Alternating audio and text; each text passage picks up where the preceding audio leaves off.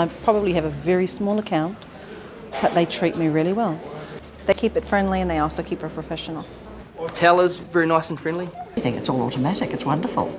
My father was banking with the BNZ. I started banking in 1946 at the commencement of my career. I have two sons on the farm with me now.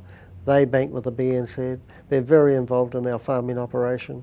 They have a lot of involvement in the decision making, and they have as much contact with the manager as I do now. It doesn't matter how honest you are or how responsible you are in property development, things will always go wrong. There will always be things that happen that mean that you do get short of money at some stage, and to have a bank show faith in you and support you at those times is more important than anything else, because it's at times like that when you really need their help that it makes a difference, and that, I would say, is probably the most important reason that we've stayed loyal to the Bank of New Zealand. And I might say there's a lot of competition in banking today, and the major banks, the two other major banks in New Zealand, are always looking to get our business. But and I'm not unmindful of the fact that they are good banks, but we value our association with the BNZ, and that's where we've stayed.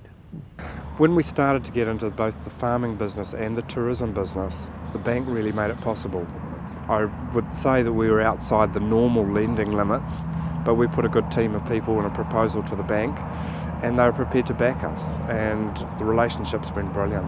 The relationship with our rural banking manager has been really good. We can phone him up any time, and he's very happy to listen to any of our unusual requests and is quite enthusiastic about them. There's only once the bank ever turned me down, and I went to my manager, who I had a lot of respect for, and I told him I wanted a new car, and he said, "Carl, you can't have it."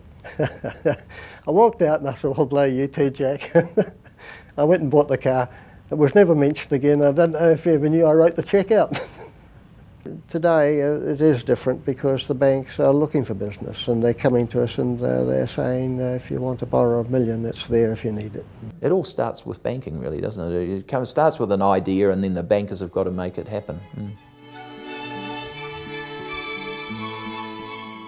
On the strength of the advertisement of the guy said, "I think I'll retire here in that nice little bay," my business partner and I went out and bought a section up in Omaha, so and it was basically the catalyst which caused that.